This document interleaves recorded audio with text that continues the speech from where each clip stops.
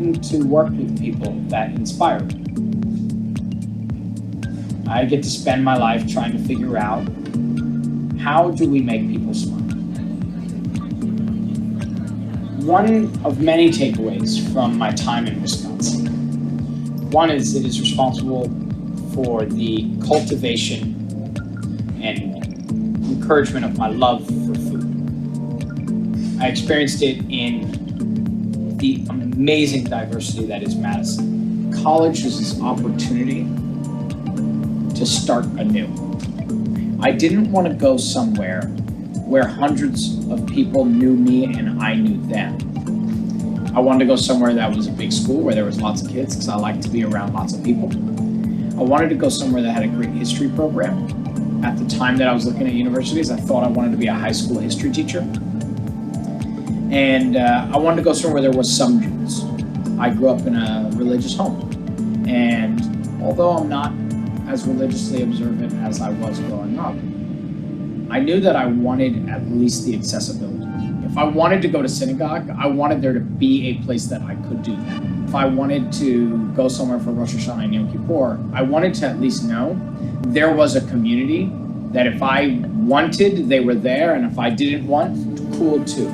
Fast forward, then my father and I get in a car and we drive to Madison. People treat 60-degree weather in Madison like the rest of the country treats 90. People were out in shorts and t-shirts and like throwing frisbees and pitching footballs, and I was just like, these people are wilding out like as if it's warm, and it's not. The energy was electric. But I just remember driving through. I didn't even get out of the car. And I told my father, I was like, this is it. It's this place. It was something that I felt, intrinsically. There was a warmth, there was an enthusiasm, there was so much energy. And I kind of immediately fell in love with the place. I liked that it was in between two lakes. I liked seeing the capital. When you're on campus, you're on a college campus. Unlike, say, NYU or universities that are deeply embedded in cities. They don't have as strong of a campus feel. And I like that campus feel. There's a moment in one's life when you can really experience that collegiate life. And a campus environment really lends to it. From the base of Bascom Hill, you can look up State Street and you see a Capitol. That's a replica of our nation's capital. And you see a city. What I found instantly in the dorms was family for life. Whoever managed dorm selections paired kids together in the fall '98 school year deserves a raise. That person chose all of the right people to be on the same floor together from different parts of the country and different parts of the world. They put me in a dorm room with a guy from Eugene, Oregon, and I was coming from Virginia, and we met in Wisconsin. That's a conscious choice that somebody made. That's not just some random algorithm. And somebody curated our floor, and it shaped my life. The people that I met on that floor in that first week, in that first month, became my best friends. They were the people that stood up by my side 15 years later when I got married. The most important thing that I got out of Wisconsin was lifetime friends. I got family, I got community, I got support. I bartended 4 or 5 nights a week for the rest of my experience in college. So I didn't go to parties as much as the next kid. And when I ultimately graduated 3 years later, through bartending, I got to travel to South America, I got to travel to Japan, I got to travel to Europe 2 or 3 times. I did this all on tips earned. And I made wonderful friends. And when I graduated, ultimately, in the spring of 2003, 4 years of school, but 5 years of being in Madison. When I graduated, all I had in debt was the $9,000 from freshman year. And then I moved to New York.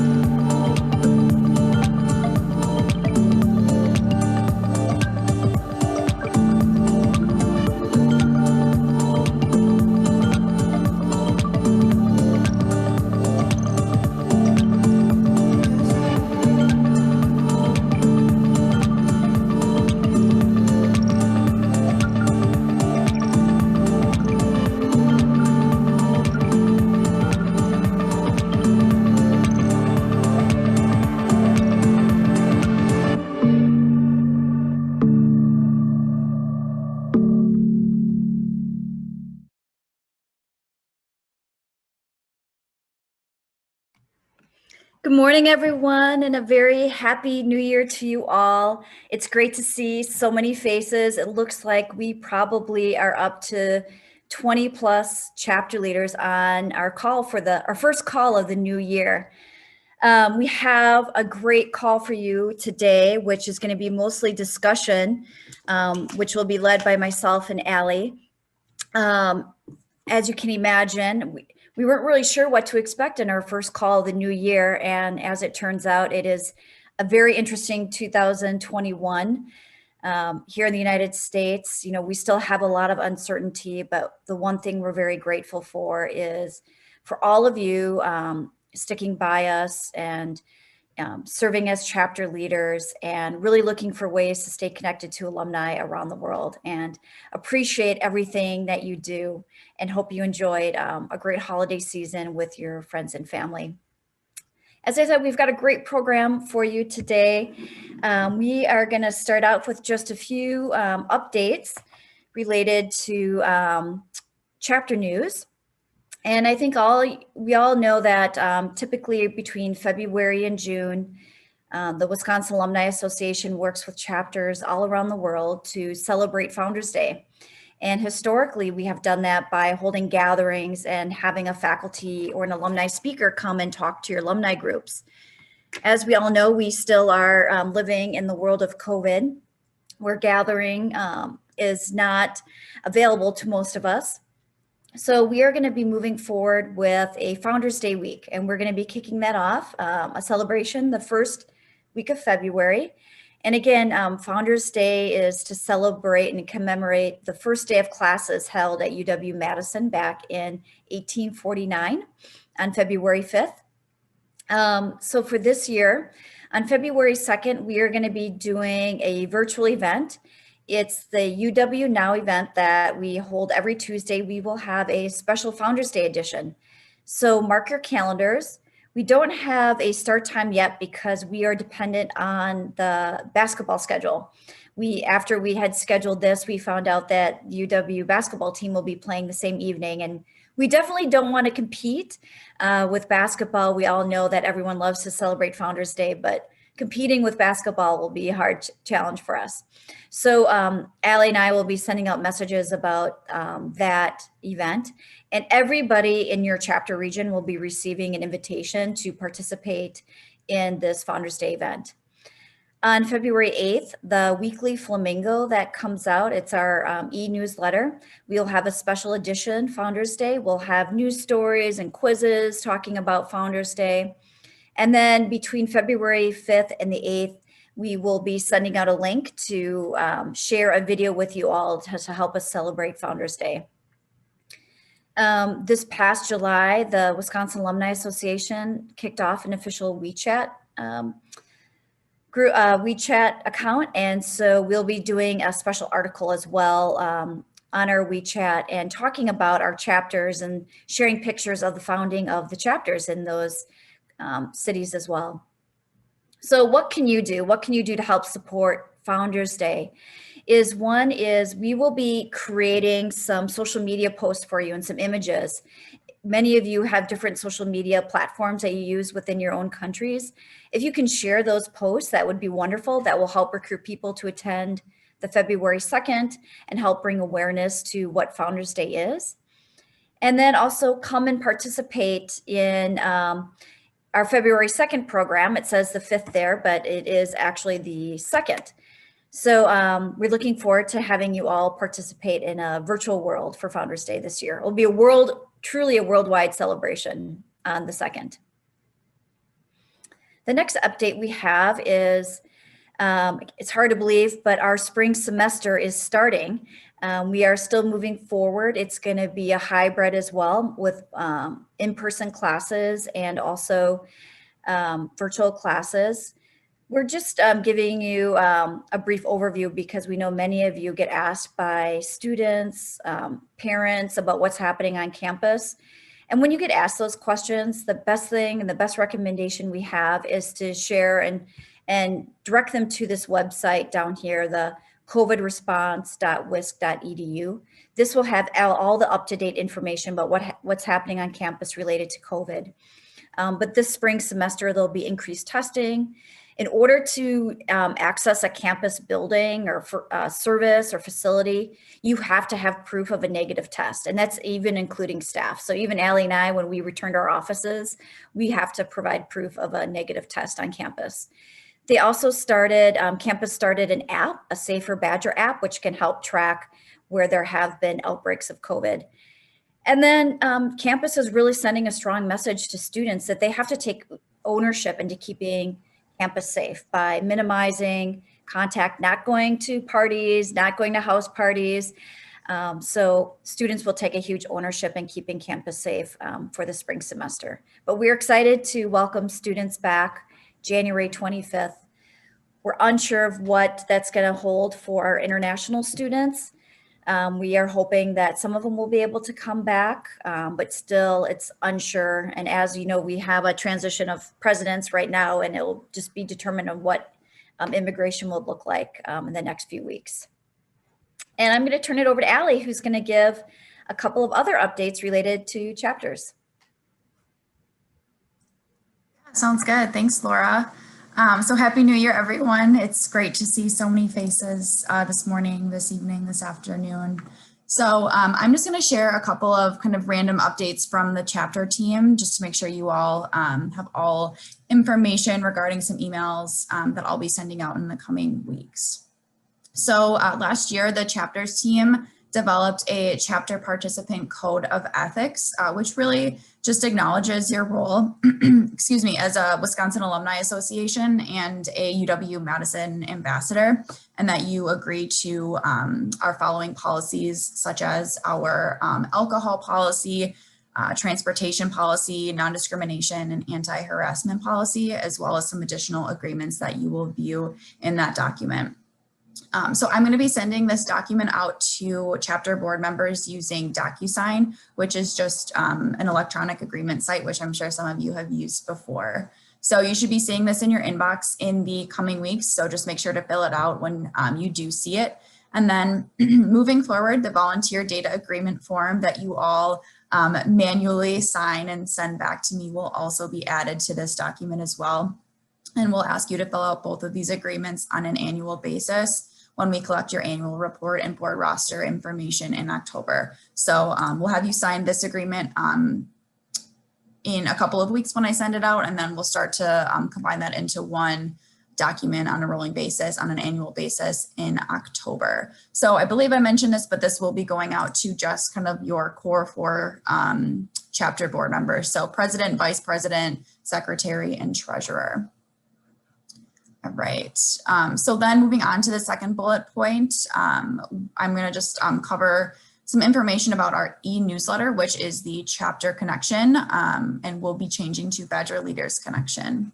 So as chapter leaders, you all receive a monthly e-newsletter that's currently called the Chapter Connection, and that comes from Natalie McFadden, who is our chapter and regional relations manager for Bascom and varsity chapters in the US.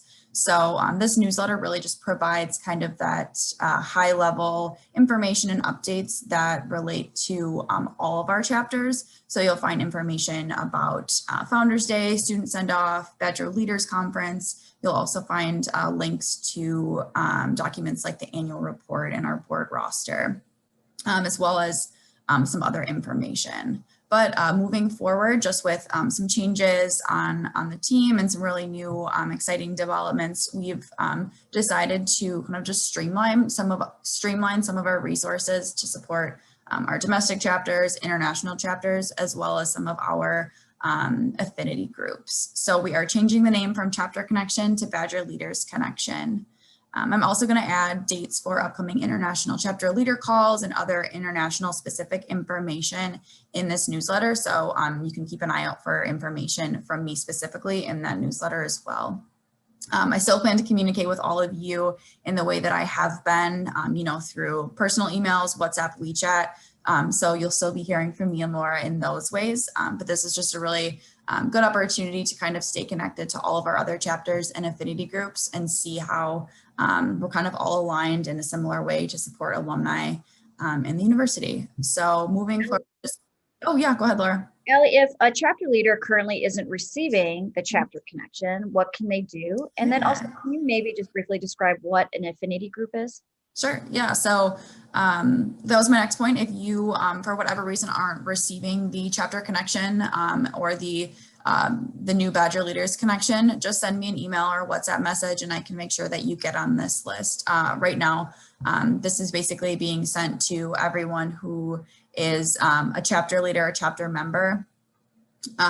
So, maybe it's going to a spam folder or for whatever reason you aren't receiving it, just reach out to me and we can make sure that you receive that.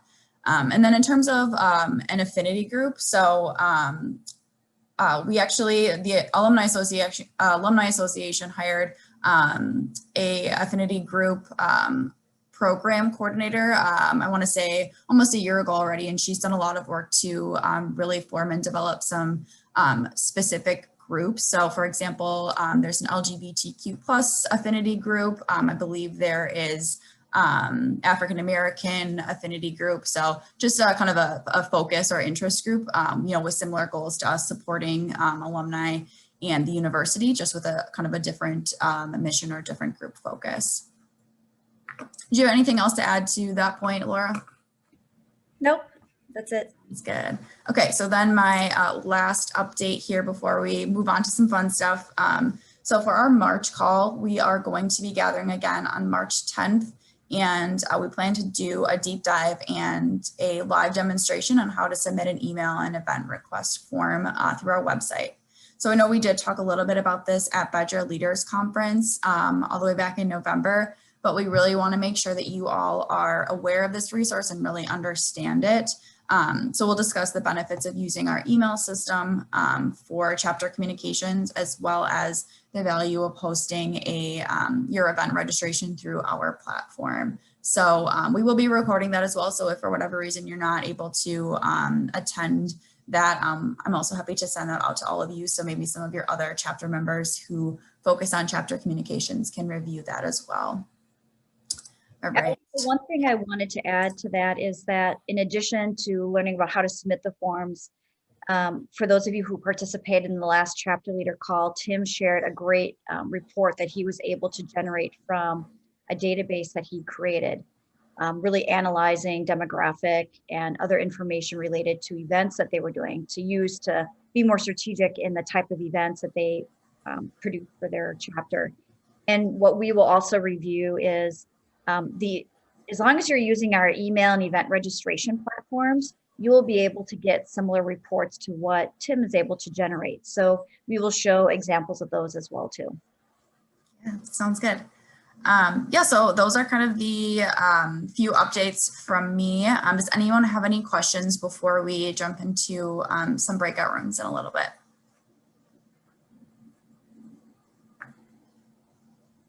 All right, I'm going to turn it back over to Laura, and then I will get those breakout rooms set up. Great.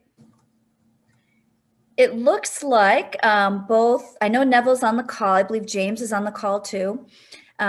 We are going to ask James to come on first. I know that for us, it's been a challenging year not being able to gather, but we definitely see a light at the end of the tunnel.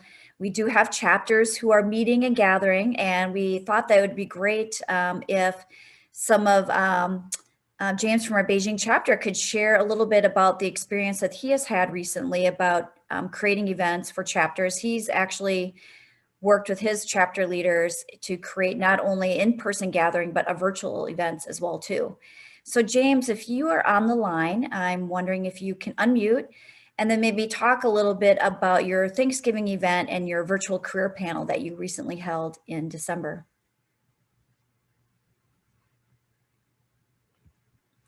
Let's see. I'm not sure if I see James, so why don't we move forward? And I know Neville's on the line. And Neville, they just actually had a huge 70-person event, which was a career panel. What was great about this event is Neville worked closely with a student organization on campus, the Chinese Undergrad Student Association, and together they did an event. And what was very interesting about this event is that CUSA is the student organization. They actually went out and did a survey with all the current students to see like what careers they were interested in, what type of format they were interested, how do they want to be mentored by alumni. And that really helped structure the event that they did. So they met this past January 9th. And Neville, I'm gonna turn it over to you. Yeah. Fill in the spaces and tell us about how the event went. It went very well. As Laura puts it, this time we work with student group, Chinese Undergraduate Student Association. And the event's basically divided into two parts. The first part was a career panel. So we invited 4 alums. They graduated from 1973 to as recent as 2015.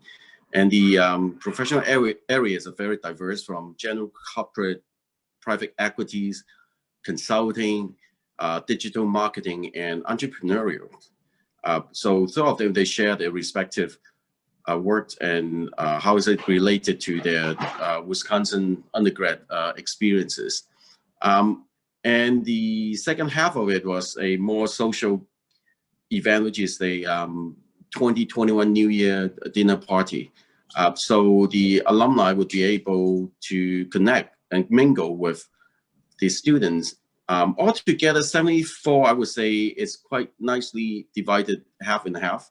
And I think the most touching point is that there was a game we played during dinner. We created that. It's called Bucky to-do list.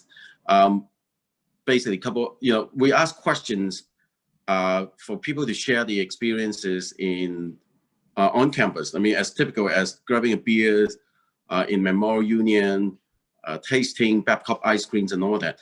And we knew that large part of them was freshmen who yet to be actually physically on campus, but they're seniors, the 3rd or 4th year students who were also stranded in Shanghai, very enthusiastically share the experiences they had for the limited 2 or 3 years they had on campus. They were even more active, that alumni, in connecting with, again, freshmen who had never been on campus. And so I could really see the potential of all those students coming back and help out. But I think more importantly, they have been really trained well, so to say, on campus, and bring with them the Badger spirit. So I could only say I'm really lucky to have a rather large cohort of students that still attending UW, and as a our future chapters members, and our growth will be pretty much depends on their coming back. But first of all, hopefully this year, or maybe second half of this year, they'll be able to go back and really experience what we had before during the second half of this year. So this is in a nutshell what we did. 70 plus of the attendees, and WAA, thanks to Laura and Ellie, they've been really helpful in sponsoring this event as well. So looking ahead, as long as the situation in China still as stable as it is, we envision there will be some more in-person events, business or social, for the rest of the year. Great, thanks, Neville. And I think really an important part for us is that we feel bad. We feel for the freshman students who haven't been on campus yet. And I think we all know how important it is to have that sense of a Badger community around you. And we're very appreciative that you were able to provide that sense of community in Shanghai for our freshman students and even sophomore, junior, and senior students as well. Neville, I just have a couple questions for you. I noticed that there's a few masks in the audience. So do you think there's still a hurdle? Do you think there's people still reluctant to go to larger gatherings in China? Well, it is really a personal choice. You know, if you take officially, first of all, such gathering is allowed in Shanghai, and we would just leave it to individual decisions whether to wear masks. So it is really a non-issue for us here in Shanghai for a gathering as big as close to 100. So, but of course, we deliberately chose a hotel in which they already have preset procedures admitting people into the hotel. So I think the choice of venues would be a bit more important or pay more attention to it under the current situation. But once a proper venue is chosen, we are not as concerned in other aspects of you know, other things. So so choose the right venue. I think that's what we have in mind. That's great. And I know in the email invitation that we sent out and in your, I'm not sure about your WeChat notice, but I know that we did talk about COVID precautions were being followed based on local regulations as well too. Yeah. Right. Yeah.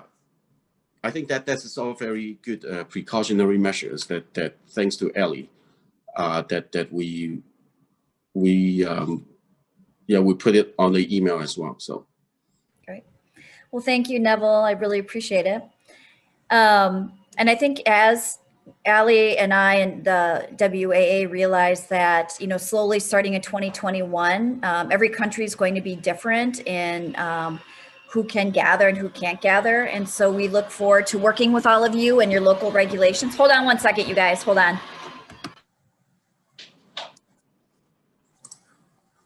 I can jump in here too. Oh, Laura, it looks like Laura's back. Sorry, I have one of those Roomba vacuum cleaners and it goes off every morning. So it was right next to me. That's what you were hearing. I had to turn that off. Anyway, we're looking forward to working with all of you. If you are able to gather again, please connect with Ali and I. When you receive the Badger Leader Connection e-newsletter, there may be some language in there that chapters are not allowed to have a WAA in-person event yet. But however, we do have permission that as countries are opening up, we can, and as long as it's okay with your local guidelines, you can gather.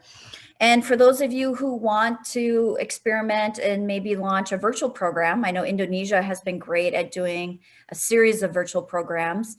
Ali and I are more than willing to work with you to do virtual programs as well. And we are going to be doing one with all of the India chapter leaders this February. We'll be doing a Pan-India event. So we're looking forward to hosting and working with the India chapter on that event as well. And in March, we'll have someone from the India chapter report out on how that event went for them. So now we are going to go into some breakout rooms to conclude our discussion here for the January call.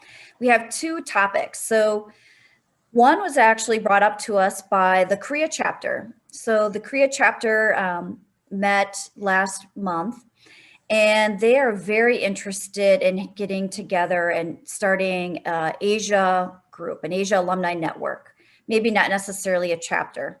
So for those of you who are interested in talking about what that would look like, do they think that that's something that we should pursue? Please join us in a breakout room to discuss an Asia alumni network. And that discussion will be led by myself and Mr. Bach. And then for the rest of you, Allie's going to be leading a conversation in the second breakout room, really answering just Q&A about what's happening in the chapter. If you want to do a virtual program, she can walk you through kind of the support and the tools that we have for doing a virtual program, and any other questions that you may have. Or if you just want to catch up and hear what's happening in other countries around the world, that's going to be a great discussion. You can also toggle between separate each breakout room if you want to participate in both. And I'm going to turn it over to Allie, who's going to walk you through how to select which breakout room to attend and how to switch between